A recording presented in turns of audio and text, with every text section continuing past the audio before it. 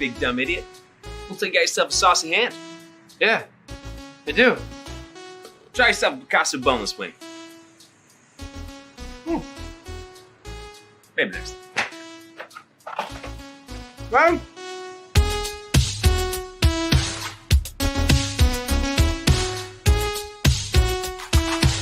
Outlet Liquor is your place to buy a case. Stock up and save when you shop the lowest prices available every day at Outlet Liquor. You never have to wait for a sale. The more you buy, the more you save. Only at Outlet Liquor. What's your outlet? Yeah. Bills Mafia. Don Brown. Yeah.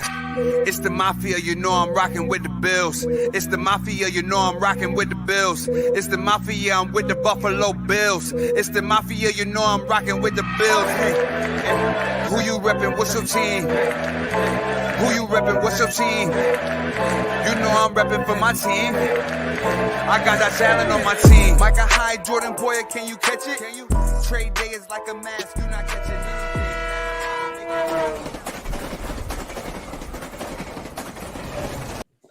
Folks, welcome into a brand new episode of the Crowd's Podcast, the official Bills podcast of Trainwreck Sports. Wake here with actually one of the sharpest people in the industry when it comes to NFL picks, Kevin Masseri. Got the Dart Daddy himself, Meerkat.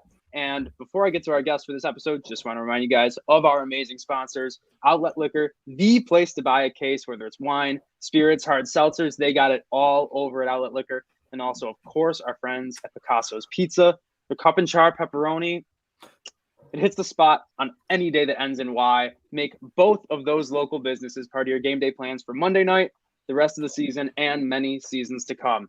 And now our guest tonight, Tyler Rowland, host of Locked On Titans. Find him on Twitter at Tic Tac Titans. Tyler, thanks for being here, man. You joined us for last year's matchup too, so now it's an annual tradition we got going here. Excited to have you back. Yeah, well, I only came back because the Titans won 42-16. If they would have lost, I would have just said no. Okay. But seriously, before we get into anything, next year when I come on, I expect like some liquor and some pizza. Yeah, I mean, you can't do that fantastic advertisement and that delicious looking liquor and pizza and then not offer some for the class. I mean, come on now. It was unfair. My first grade teacher definitely taught me better than that. I'm sorry, Tyler.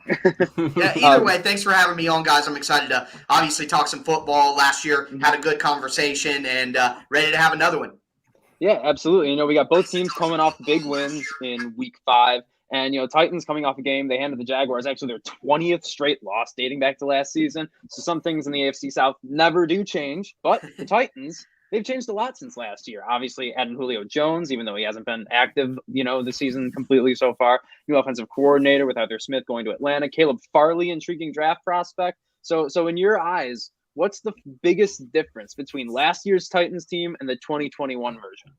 Well, I think the Titans' defense has improved. You look at the third down numbers, they're almost 20% better, about 18, 16 in between there percent better on third down. So the third down defense, last year the Titans finished 51% on third down defense. So more than half the time they allowed their opponent to convert a first down. It was a historic rate. They also had a historically bad pass rush, the second worst sack total for any playoff team in the modern era. They only had 19 sacks, and I mean 4 of them came in the last game of the year against Houston. So the Titans have a much better defensive front this year, which has allowed them to get more sacks. They're at a better rate there, get more pressure on quarterbacks. And also, you know, on the offensive side of the ball, the big problem is the offensive line. So that's a big change, but there isn't a lot of change on the offensive line. So that's one of the big questions right now. But yeah, the Titans defense is better this year. The numbers, the raw numbers don't always show it, but just based on some of the little metrics, pressure rate, third down, red zone, they are a better defense this year. And so, you know, looking at that defense, you know, so maybe we usually like to go position group by position group here. It makes it an easy way to format this out. So we'll start on the defensive line. You know, what is, you know, I saw you, I went through your game thread from the Jacksonville, Tennessee game. Looks like Jeffrey Simmons had a pretty good game. So why don't maybe talk about that a little bit? Yeah, Jeffrey Simmons is a monster up front. He actually finished 6th In the preseason, ESPN did a top 10 poll for every position, and Jeffrey Simmons finished 6th in that poll, and most people probably wouldn't know Jeffrey Simmons. He's not a dominant pass rusher as an interior lineman like an Aaron Donald would be, or Kenny Clark from Green Bay is another good example. He doesn't quite have the refined pass rush moves with his hand skills, his hand fighting. He needs to work better on that, but he is just a pure power player in the middle. He is going to knock your lineman back. One of the plays in the thread, he took on a triple team during the Jaguars game, a double team from the offensive line and then a fullback, and he got through all three of them and took the ball carrier down by himself for a tackle for loss. I mean, the guy is a monster up front. He'll play over the center, over the guard. He can play a little bit on the outside shoulder of the guard in between the tackle as well. The Titans do a lot of twists and stunts up front with their defensive line, and basically all the attention that Jeffrey Simmons gets allows them to have success with those. Yeah, and I mean, I at one point, I think it was last season. I believe it was last season. I was calling him one of the best defensive players in the league. People who know, you know what I mean? Jeffrey Simmons is one of those guys that maybe like a casual observer, someone who doesn't really follow super closely. If you're just following one team like the Bills or something like that, you may not know Jeffrey Simmons, but he's a dynamo. Staying with the defensive front, though, Harold Landry has to be discussed next because Jeffrey Simmons is kind of getting all the attention, but it's going to go to Landry soon. He's in his 4th year out of Boston College. He fell into the 2nd round because of some injury concerns pre-draft. He had 9 sacks in his sophomore campaign, and then last year in his junior campaign, he got dropped back into coverage over 125 times as a pass rusher.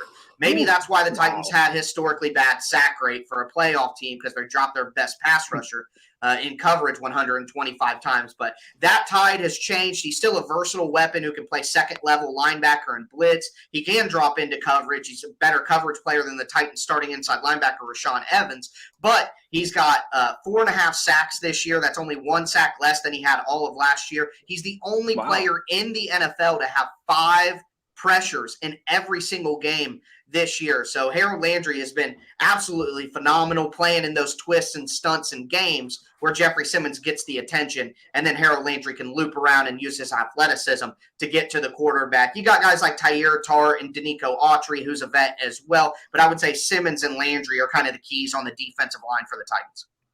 Yeah, and you have Bud Dupree too. So being he hasn't really played much this year, though. That's what I wanted to ask. Yeah, that was a move I was skeptical of because one, I would say that Bud Dupree was the 4th best pass rusher on the Steelers last year, which obviously gives you some advantageous situations to take advantage of. And then the Titans go out and give him $35 million over 2 seasons. He's coming off a torn ACL late in the year too, so his stats were a little inflated because of the situation. He tears the ACL and you give him big tier free agent money. That's a risky move. And Bud Dupree tried to go too early. He even admitted himself, I tried to come back too quick. I wasn't ready. And then he's been out for about 3 weeks now and not really been able to play. So he practiced on Wednesday. Hopefully he's able to come back and play in this game. The Titans need him. But it's been a little bit of a disappointment, at least early on, to start for Bud Dupree. Yeah, and we already talked about him and Landry. They're more the pass rushing linebackers. We talk about Harold Landry not being the best back there in coverage. And one story that's come out of Bills Mafia this year is obviously, as I'm sure you know, Dawson Knox is debatably one of the best tight ends in all of football right now. If we're looking at, the Bills offense, Dawson Knox is going to eat, but who's the linebacker, or maybe not a linebacker, that's going to be tasked with covering someone like him? Well, I think you do have the potential of having a linebacker like David Long Jr. He was a 6th-round pick out of West Virginia a couple years ago. He might get some snaps on Dawson Knox, but that's only if the Bills do a great job of creating those matchups, because the Titans certainly don't want that to happen. The Titans play a ton of dime and nickel. I mean, obviously, a lot of teams play nickel where you have 5 defensive backs on the field, but the Titans play a ton of dime where they have 6 defensive backs, and they prefer to go with 3 safeties. Now, Amani Hooker, their starting free safety, has been on IR with a foot injury, but when he's out there, they run Dane Cruikshank, who's kind of a 6'1", physical speed guy, doesn't have great change of direction, isn't really, great in high IQ, necessary situations, but he's a big physical guy who can match up with tight ends. So lately this year, the Titans have been running dime packages with 6 defensive backs and using Dane Cruikshank because of his size and athleticism as kind of a sub-package linebacker. And when they do that, Dane Cruikshank is the guy who goes and guards the tight end in man-to-man coverage. See, last year, the Titans were using Kevin Byard as that safety to play man-on-man against the tight end. But that's not what Kevin Byard does best. He needs to roam free. And I'm sure we'll talk about defensive backs and what have you later. But basically, they're using Dane Cruikshank as a sub-package linebacker, as a safety, to guard tight end. So I would imagine Dawson Knox will get a fair share of Dane Cruikshank, a little bit of Kevin Byard sprinkled in as well. Interesting. Yeah, and I mean, you look at the linebacker position as we roll into that. So yeah, I mean, we know all about nickel here. We just paid our starting slot corner in Buffalo. Right. A great defense in Buffalo. Great defensive mind. I will gush about Buffalo if given the chance. I love that team.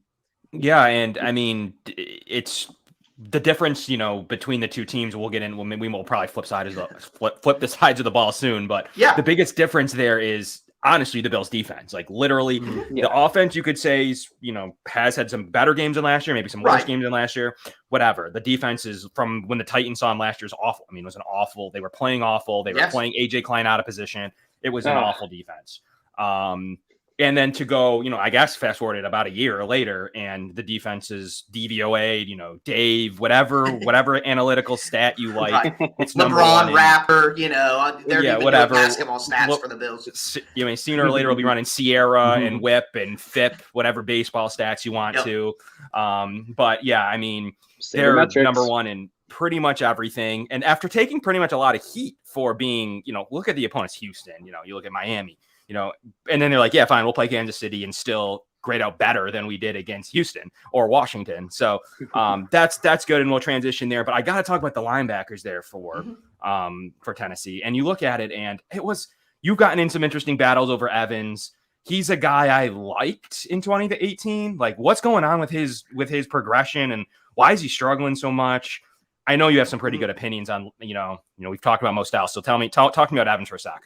Well, I think the real issue when it comes down to it is he has an inability to get off blocks. Okay, so when these offensive linemen climb to the second level and they get their paws on him, he just can't get off. And I mean, part of playing linebacker is doing a bunch of different things, but one of the big things anybody who's ever played football has been taught down to Pee Wee. You get a lineman on your body, you need to extend hands so that you don't lose control, and then shed. He just has trouble with shedding blockers. And what that causes is he tries to use his speed, his quickness, his athleticism to get downhill, shoot gaps, dart through gaps. And the issue with playing that style consistently is you're going to guess wrong. And I think that the coaching has fallen off at the linebacker position. The Titans used to have a really good inside linebacker coach, Tyrone McKenzie.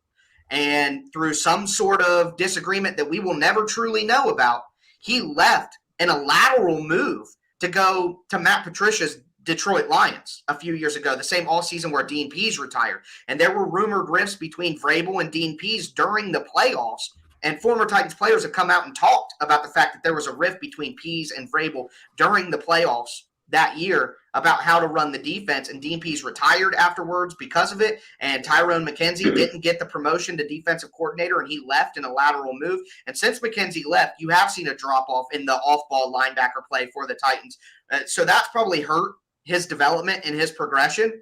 But at this point in time, he doesn't try to find a way to – his instincts aren't there enough to let his athleticism carry him through, and his understanding of his assignment isn't at a level enough to where he makes the right decision consistently. So he's not getting the most out of his physical skills. He's not getting the most out of his mental ability. And it's just caused him to essentially be the worst starting player on the Titans this year, whether it's PFF grade or just the film or, he's just truly been awful. And the Titans have gone to great lengths to replace him. Rookie Monty Rice out of Georgia got snaps in the second quarter and into the second half to get Rashawn off the field. And the Titans just brought back Avery Williamson, a run-thumping linebacker who's been a starter in the NFL a long time, who played in Tennessee. So I think the Titans, and this is Rashawn's last year, the Titans didn't pick up his fifth-year option. So they're greasing the skids essentially to take his spot and fill it with someone else. So Tyler, you touched on Monty Rice quick there. I'm a big draft guy, and coming into this year, I liked Monty Rice. He was a guy I didn't know to project as, maybe a late second rounder or, as late as a fifth rounder. I had him all over the place in my mind. Incredible instincts, good athlete, decent size. I mean, it sounds like they're trying to replace him there. Why isn't Monty seeing more time? Is it slow adjusting to, the NFL tempo? Is it, coming off of that injury out of college and such? Why haven't they kind of tried to force him on the field with, the problems at linebacker? Even, if it's not inside, if it's where David Long's playing right now, just get him on the field more. Well, this is there's a lot of factors in this, but I'll shorten it as quick as possible. Number one, he's a first-round pick, and you just hang on as long as you can. Also, he's the longest tenured linebacker actually available for the Titans right now with Jayon Brown on IR. And I actually said this the other day. It's just a theory. I'm not in the building. I don't know how Monty Rice is taken to the playbook, whether he knows his keys, his fits. I don't actually know all of that. All I can do is watch the film and see what I see. And, Monty Rice hasn't got a lot of reps because he's been a little banged up early on. He's going to hustle on special teams, so he's valuable there. But if you're going to have a rookie who's kind of going through the motions and is learning his way, that's great. And he's probably not going to play great for you, but he'll make some plays just off the instincts that you talked about.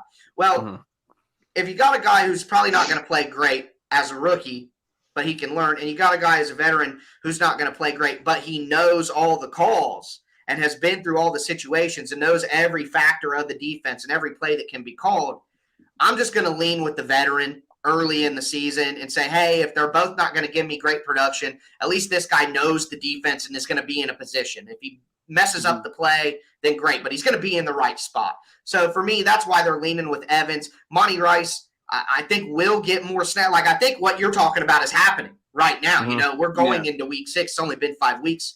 So I think what you're wanting to see is happening right now based on the second half of the game against Jacksonville. So just hold on a little bit longer, Meerkat, and I think you'll get it exactly what you want. But Jayon Brown is the name that I just mentioned. He's on IR. He's the Titans' longest tenured linebacker total. He's their pass coverage specialist. He's been dealing with a ton of injury issues. He is an undersized guy. So not having him is definitely going to hurt against a guy like Dawson Knox as well over the middle.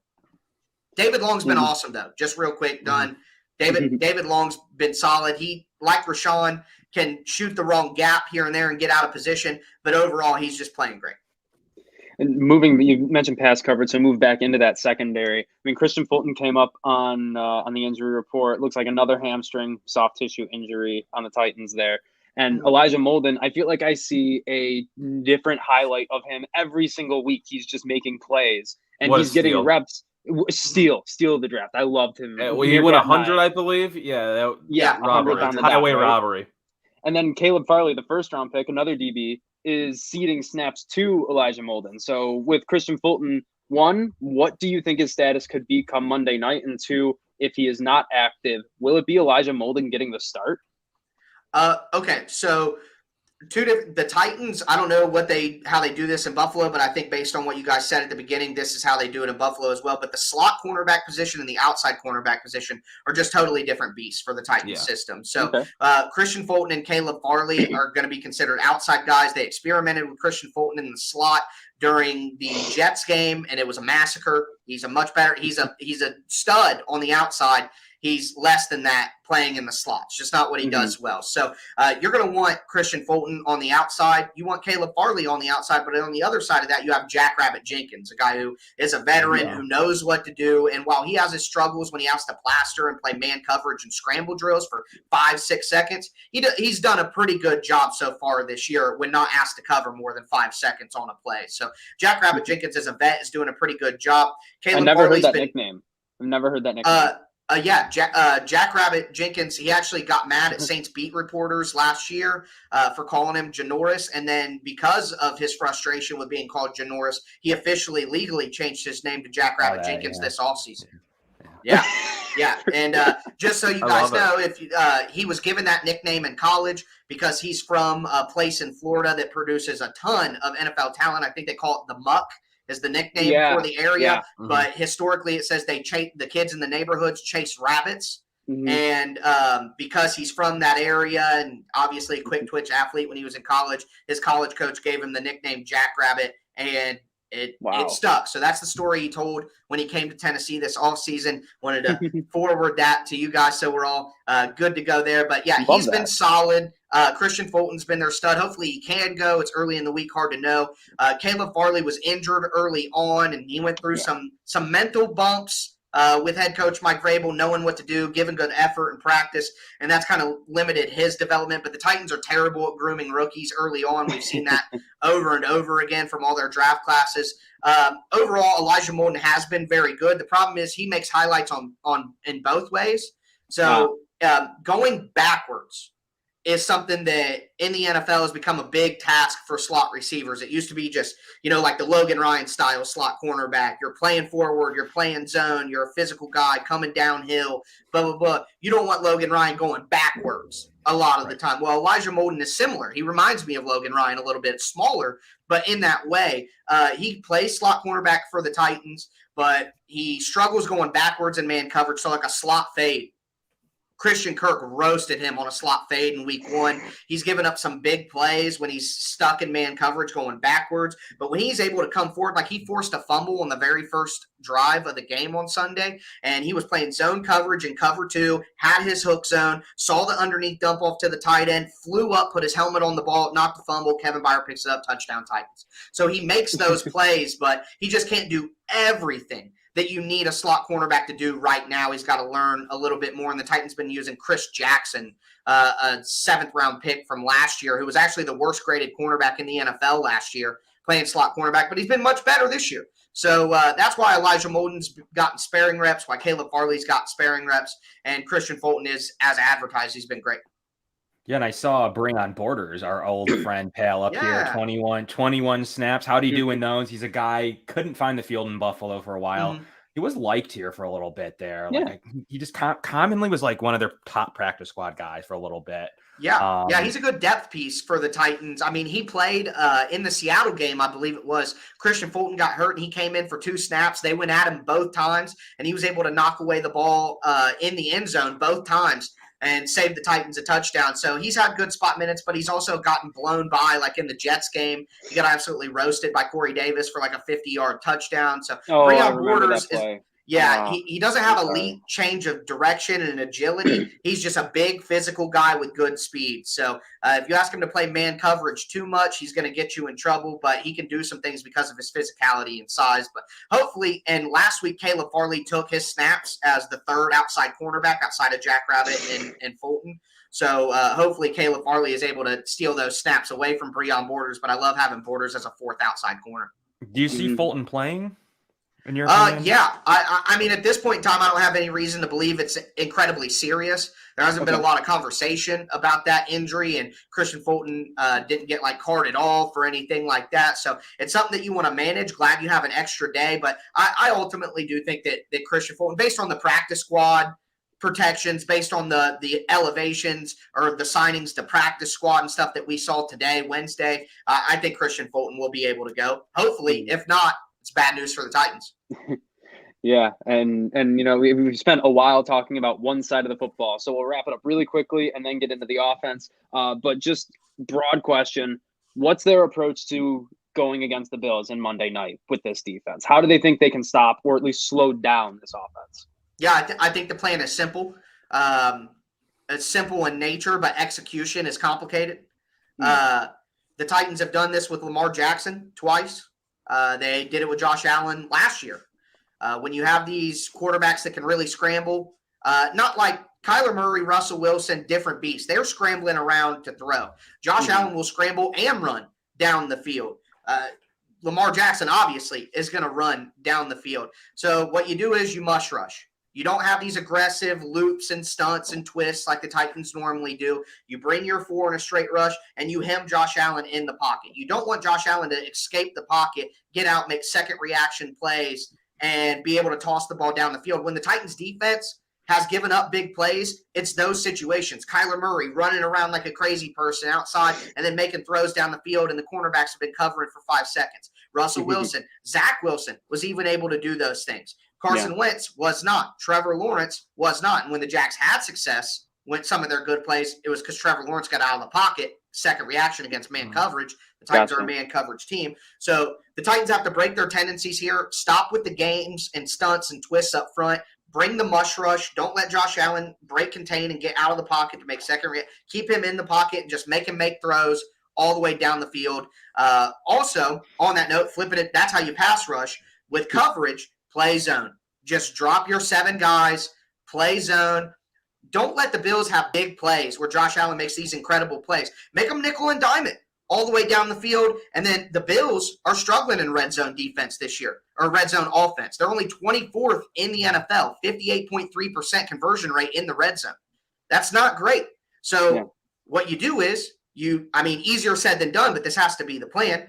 You mush rush, keep Josh Allen in the pocket, make him nickel and dime against zone coverage with all eyes on him down the field all the way, and then force the Bills to do something that they haven't been good at so far this year, and that's score in the red zone. If you can force 2 or 3 field goals instead of touchdowns, and you get Derrick Henry going with running the ball and game control, then you have a chance to beat a team that's better than you. And, Derrick Henry obviously is a segue into the offensive discussion. So we'll go there next, obviously. Yeah, and I'm happy you brought him up first because I didn't know, and I don't know if Meerkat, Kevin, maybe even Tyler, that you know this as well. He owns the record for a best 40-game rushing yards total in NFL history with 4,792 yards. He beat Jim Brown's record. So, 40 touchdowns too, a touchdown a game.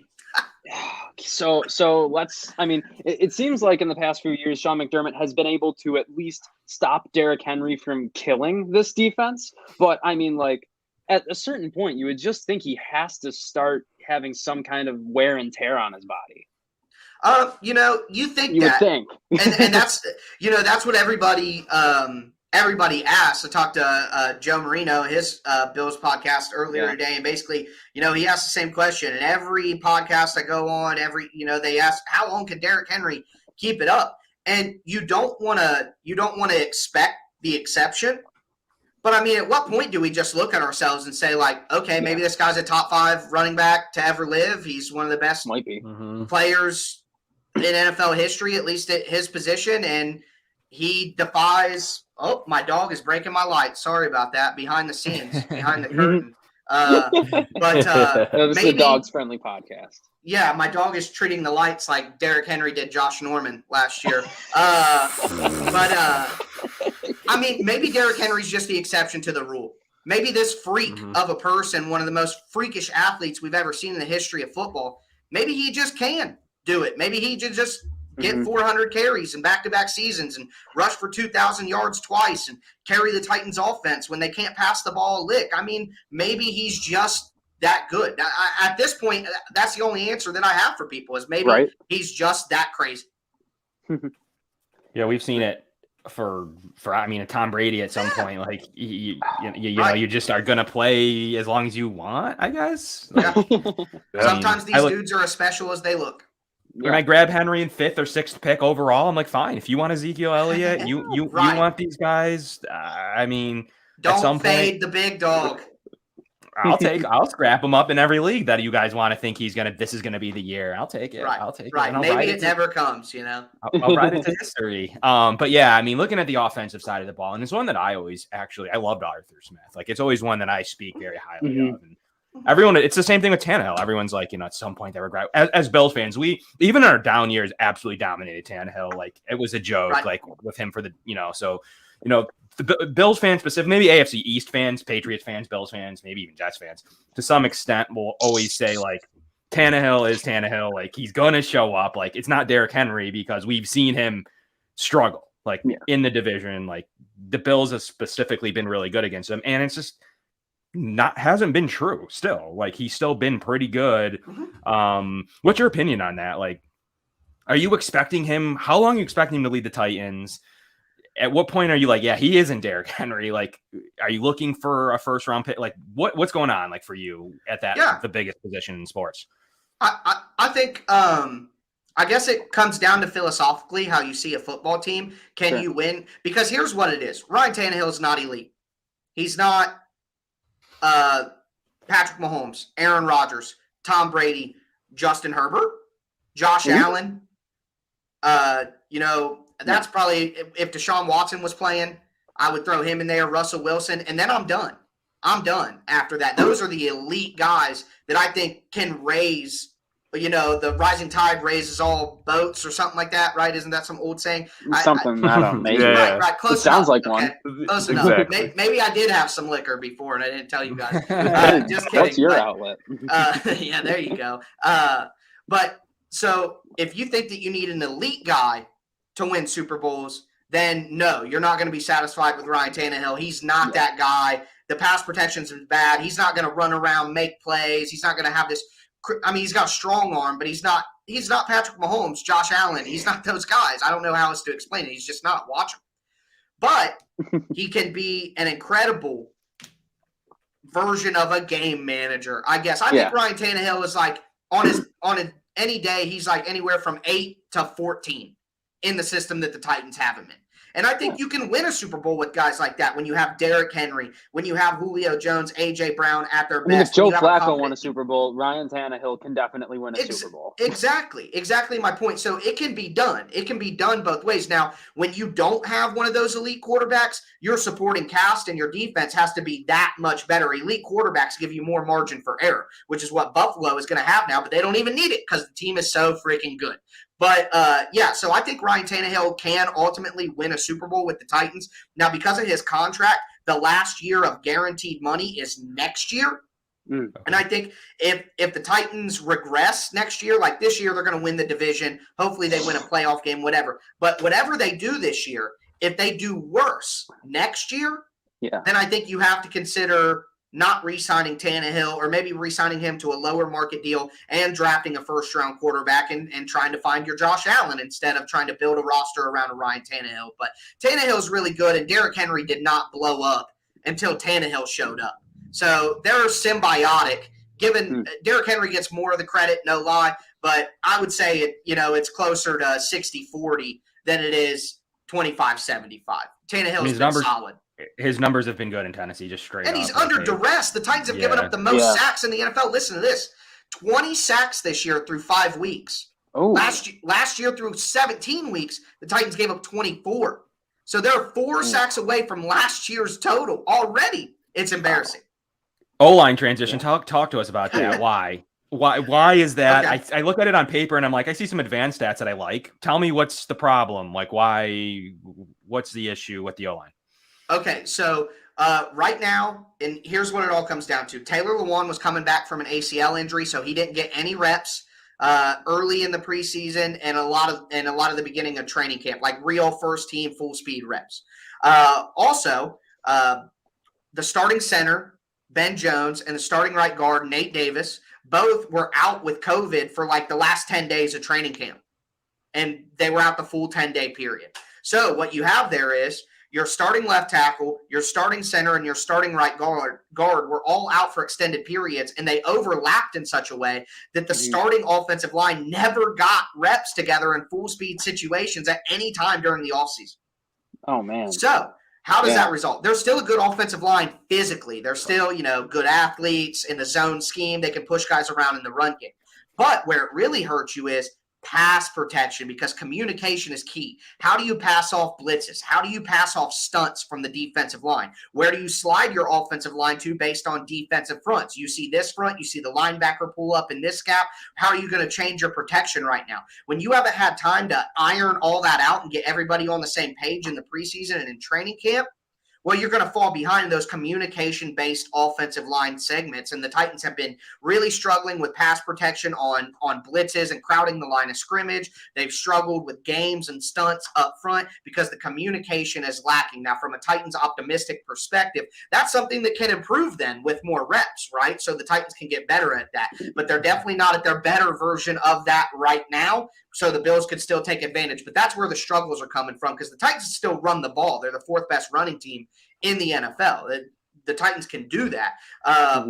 But on the flip side of that, the communication is still lacking, and that's why they're giving up so many sacks. And I'm sure it can't help that you've been without A.J. Brown and Julio Jones a lot. 2 of the receivers, maybe the only 2 receivers on this team who can get open on their own. without, just help from other people on the field. Yeah, okay, so that's correct. Right. I know when I was watching the Jets game, they even had to get Jeremy McNichols involved in the passing game. Hey, he's been solid, though. Yeah, he was solid. He looked like a James White guy out there. He looked like Tariq Cohen, Naeem Hines, any of these guys. Meerkat and I do Trainwreck Fantasy Football together. And, on the one show, I said that that's a guy who really could be an RB1 by the end of the year if they were to just keep using him like that, because he is effective with it.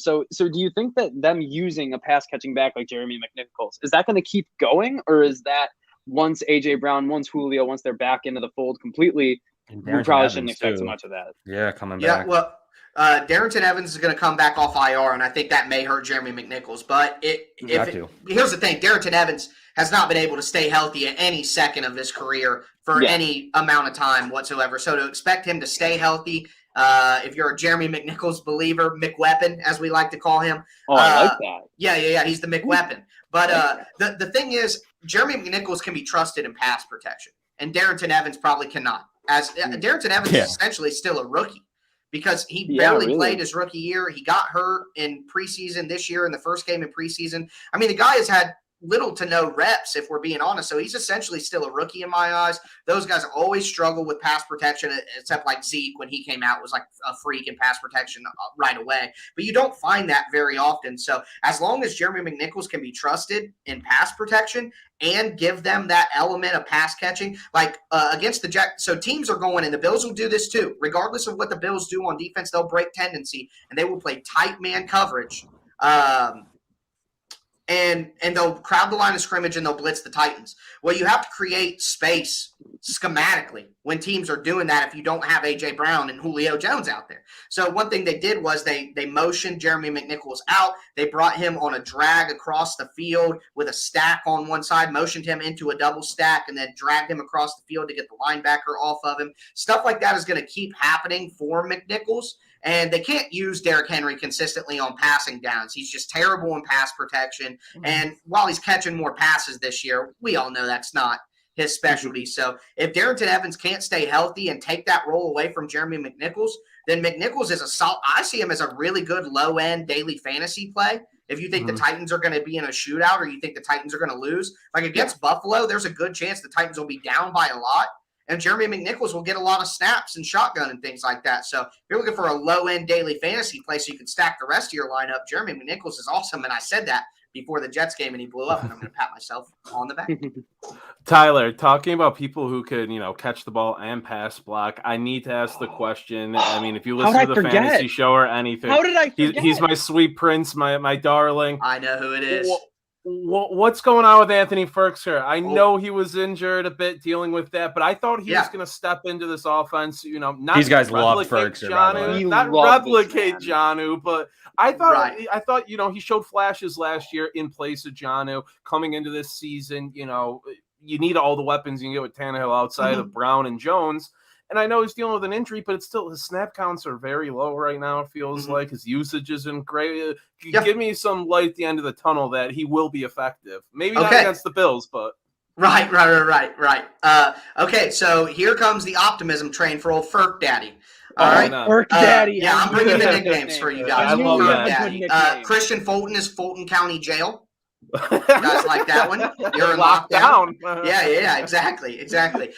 But anyways, so with Firkser, obviously he got injured early in the year and he missed some time. But so all of these things are connected, and that's the best part about football. So you don't have A.J. Brown, you don't have Julio Jones out there. Well, these defensive coordinators are smart. They're like, okay, make sure you guard that tight end right there, because they're going to want to throw it to him if they don't have their wide receivers. So having good wide receivers out on the field is going to open things up. That's how Jonnu Smith and Firkser had success before. You had Corey Davis and A.J. Brown. It opened everything up. Well, when you don't have those guys, they're going to look at Firkser a little bit more. The safety is going to creep over when they hit those seam routes. That safety, instead of being shaded over towards A.J., he's going to shade in the mid, or just stay in the middle and make sure he takes away Firkser. So that's going to hurt him as well. Overall, we talked about the sack problem and the pass protection problem. That's twofold. Ryan Tannehill doesn't feel as comfortable to get the ball out of his hands and get it to any guy, really, when he's getting put on the ground so much and hit so much. So that's going to hurt it. And with that, the Titans have to run the ball more than maybe even they want to, the Titans maybe do want to open things up and pass a little bit more. But when you have no confidence in your pass protection, you can't do that. You got to run the ball. And when you're running the ball more than you want to because you're worried about your pass protection, what you got to do is use your blocking tight ends. And people had optimism that Ferkser could probably be out there on first and second down because he can block. I got news for you. He can't. I posted a clip in my thread for the Jags game. Josh Allen destroyed Anthony Ferkser in pass protection, man. It was bad. And Ferkser's just not a good enough blocker. He's a big-bodied wide receiver, if anything. And when you put him in his role, and all of those other things are going better, he's going to give you the fantasy success that you're looking for. But when the Titans' pass protection is the way it is, and you're having to keep tight ends in, why am I going to keep in Anthony Ferkser to block when I could keep Michael Pruitt or Jeff Swaim, even if we're in shotgun on a third and long? If I plan on keeping my tight end in because my offensive line can't block anybody, then why have Ferkser out there anyway? So he's losing snaps because the Titans' offensive line is bad, and he's losing open opportunities because A.J. Brown and Julio aren't out there to take attention. So once those things get corrected, have fun. Tommy Hudson. Tommy Hudson, man. Yeah, no, he's been better than Swaim so far this year. God, I'm a big Jeff Swaim guy, kind of as a bit, but in reality too. And Tommy Hudson's just been a lot better. But Hudson's hurt, and that's unfortunate. He made a nasty one-handed back shoulder catch the other day on a wheel route from Ryan Tannehill. Got smoked when he did it, and it was a sweet catch, though. I was like, dang, Tommy Hudson can play, man. But unfortunately, he's banged up right now, which is like half the Titans roster. They had 23 guys on the injury report last week. So with that in mind, unfortunately, Tommy isn't going to be able to give him much right now. But I think there's optimism for Ferkser once the Titans offense just gets a little bit healthier later in the year. And the last question I have before we get into, we want your prediction is simply, what's the injuries are too hard for all outsiders to follow? You guys are on the beat. You know this stuff. Like, it's like a CVS receipt right now. Yeah. Tell me, you talk about Fulton already, but tell me which ones are like, I can't see that one. And, I can't see him suiting up, or most likely not. Like, which ones should we be more monitoring, whether you're Titan fan, Bills fan, or in the middle? Like what? I guess I would say the biggest one to monitor, like we talked about before, is Christian Fulton. I'm displaying optimism on that one because I choose to and because of just what I'm feeling. But you never really know what could happen. Wednesday is usually a maintenance day for the Titans. But a big injury is left guard Roger Saffold. Obviously, Saffold's one of the best guards in the NFL. He's perfect for the Titans zone scheme. He ran the same scheme with the Rams. Well, similar scheme, I should say. So Roger Saffold's been banged up like multiple weeks in a row. He can't finish games because of his injuries.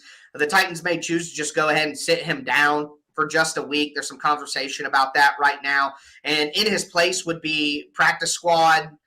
He started with the Titans a few years ago, came back on the practice squad, got elevated to the 53-man roster. His name's Corey Levin. The Titans' primary backup interior offensive lineman is Aaron Brewer, who's done a really good job in spot starts, but he's on IR. He's injured right now. So it would be Corey Levin, the fifth interior offensive lineman for the Titans. And with the talented Buffalo defensive line that just seeing all 8 of those guys on the depth chart just gets me going. That's how you win a freaking Super Bowl right there, with waves and waves of defensive linemen like the Eagles did a few years ago. But anyways, I'm sure you guys talk enough about the greatness of the Bills roster right now. But with that strength of the Bills defense, and then having your fifth interior offensive lineman, that could be a potentially big deal. And obviously, Julio hasn't played in 2 weeks. And if Julio doesn't play, the Titans simply just don't have enough firepower to maintain the level they need to stick with the Bills. So, Julio practiced, though. Optimistic he'll play. But outside of that, Roger Saffold on the offensive line, that'll be a big loss for the Titans if he doesn't play, and then Christian Fulton as well. Well, you just said it'll be tough for the Titans to keep up with the Bills if Julio's not a go. So on that note, let's get your prediction. How do you think it's going to go? Give us a score. I am going to say, the Titans fans always get so mad if I predict a loss. Like I'm supposed to predict them to go 17-0 or something. It's so weird. But you are. I think I'm going to go 34-20. I think 34-20. I think the Bills' defense is able to force some turnovers because of the pass protection issues. I think they'll probably get a sack fumble or maybe an interception because Tannehill's just trying to get the ball out of his hands before he gets sacked. So I guess from my perspective, I think the Bills will get some turnovers. That'll help the offense. The Titans will get stopped in the red zone. They're having some red zone struggles themselves. They're not too far off of the Bills, which is the craziest thing for the Titans. Is last year they were second in the NFL at 75% in the red zone. The year before they were number one at 76% in the red zone, and this year they're at like 57%. Arthur Smith, baby. What's crazy is Todd Downing, the offensive coordinator of the Titans now, was the red zone coordinator. So it just shows you how you can have a good plan, but if you don't call the right play, then none of it matters. You know what I mean? There's so many factors into it that you can have a good plan in the red zone, but if you don't call the right play to match the coverage that the defense is playing, then you're still not going to have success. So with the Titans' red zone struggles and their turnover struggles right now, I can see a good team like Buffalo, who's also focused on revenge from last year. I think Buffalo forces some turnovers, turns that into some extra points, and the Titans struggle in the red zone a little bit early in the game. 34-20, I think, is what I would go with. Ultimately. Were you were an Arthur Smith guy, right? I think you have. Yeah. So I think you added to my underrated opinion of him of really being part of what made the Titans good. Yeah, we were on that train. 2019, man. We knew that his time was coming. So the Titans do miss Arthur Smith. One thing that I will say though, with the pass protection issues, which you could blame that on the offensive coordinator as well. Maybe he's not calling the right protection schemes. Maybe they're not working on the right stuff.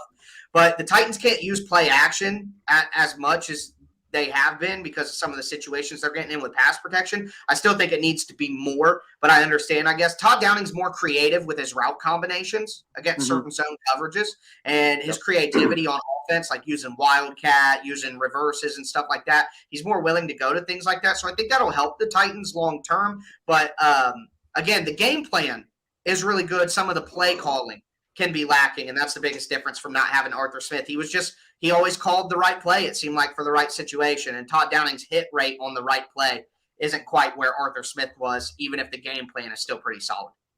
Yeah, if I remember correctly, Todd Downing was also, in addition to red zone coordinator, tight ends coach, and that's another reason why I was optimistic about Anthony Firkser for fantasy, to be completely honest. Yeah, well, the tight ends coach is a part of the run game install. He's a part of the pass game install as well. So that's why Arthur Smith was a tight ends coach, got elevated. Todd Downing, tight ends coach, got elevated. But hopefully, yes, as those things improve that we talked about earlier, Firkser, the old Firk daddy, will get his day. I love that. And the punter on the COVID list too. Is that a thing? Brett Kern's been struggling. He got injured early in the year. But I'm not real worried about that right now. Johnny Townsend has done a really good job. He's got a nice leg, and he's punted pretty well. So it's not as damning as it was last year when the Titans punter got hurt and they had to use a FedEx employee to kick, and he gave away 14 points to the Colts and cost them a victory. So it's not that dire this year, fortunately. Well, Tyler, really appreciate you taking the time today. We would definitely went over the 30 minutes that you said that we would do, but, obviously really do appreciate it. It's your guys' fault. You got me going. You know what? That's how it goes. We got him going on the Firk Daddy too. It was all the Firk Daddy. We got 5 minutes on the Firk Daddy on this. We got to chop up. Needed it. That's the only question I made sure to ask today. Well, if the Bills fans, if any of them want to know more about the Firk Daddy, where can they brush up on some Titans content? Tell them where they can find all your work. Yeah, I mean, if you want to find the home of the #1 daily Tennessee Titans podcast in the world, if you're looking at the Apple charts, it's just the #1 Titans podcast in the world, period. But the Locked On Titans podcast, whatever platform you do stream, always free, no paywall. Also kicked off the Locked On Titans YouTube channel this year, so you can subscribe to that. Maybe you're not a Titans fan, but on Wednesdays, I do my rewatch Wednesdays. I'm going to be breaking down the film and telling everybody exactly schematically what happened between the Titans and the Bills. So that may be a good listen, at least for a week. But yeah, other than that, I'm on Twitter at TicTacTitans, always doing film content and clips and breakdowns. Also just spouting out random opinions about food and Drake and comic book movies and things of that nature as well. So TicTacTitans on Twitter, the Locked On Titans podcast. You can search that anywhere and find me.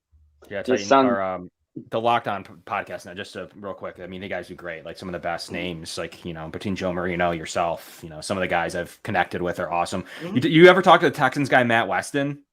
He was fun last week. He was really he's fun. He used to be Locked On. Okay.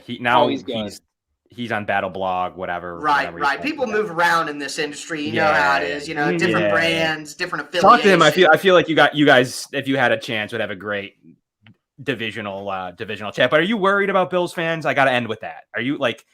I've seen my whole feed traveling to Nashville, so. Well, quite frankly, I'm just used to it at this point. Right. Nashville's a destination city. Yep. Some people call it Nash Vegas, and I recognize that it is not quite bachelor parties. Yeah, exactly. It's not quite actual Vegas, of course, but if you live on the East Coast of the country, like Buffalo, Philadelphia, Pittsburgh, things like that, why would you not make the trip for a weekend in Nashville and party down and go see your favorite team beat a team like the Titans, who, although they've been good the last 5 years, it's the Tennessee Titans. This isn't some blue blood NFL team that is always competitive. The Titans will lay an egg in a big spot at home. They do it all the time. So if you're a Bills fan or somebody like that, of course you're going to make that trip. And that's been happening for, over a decade now at Titans home games. So until the Titans consistently quit dropping eggs at home like they did in week 1 against the Cardinals, like think about how debilitating that is for a fan base of a team that just showed up 20 years ago. There's like Super Bowl aspirations. You're playing at home. There's more hype for this Titans season than maybe since the early 2000s with the Steve McNair teams, and they come out and get dropped 38-13 at home. If you're a Titans fan who doesn't have season tickets, why are you wanting to go to this Bills game on Monday night other than just you like the team? Like, it's hard to have confidence in the team, and the casual fan is going to be like, oh, this team, Titans are still the Titans. I'm not paying $300 to go see this team. And a person from Buffalo is like, the Bills are the best team in the league. Josh Allen's a GOAT. I'm going to get drunk in Nash Vegas and watch the Bills whoop the Titans on Monday Night Football. Like, the excitement level and the confidence level is just so different. So because of that, the Titans have this problem where, opposing fans invade the stadium. Yeah, we have that problem with the Sabres up here. It's the same thing, especially if it's like Montreal or Toronto, like one of those. Oh, the Canadian. I was wondering, who was dying to go to the Buffalo, but if you're Canadian, I could see how Buffalo would be a very nice trip. No offense, Buffalo. Wow. Hockey-wise in the winter, it is like one of the preferred places. Like, it's the same thing here. They go to Niagara Falls. Like, we literally have Vegas Light here in Niagara Falls on the Canadian side. So there is definitely, we feel that a little bit, as the difference is the Titans are actually pretty good. The Sabres suck. So right. Well, now I feel that I just want to say this so that the whole entire city of Buffalo and Western New York knows. Josh Allen was my QB1 in his draft class. Not many people. I went to the combine. I watched him throw a 70-yard dime in the combine that made the entire combine. You're not allowed to talk at the combine.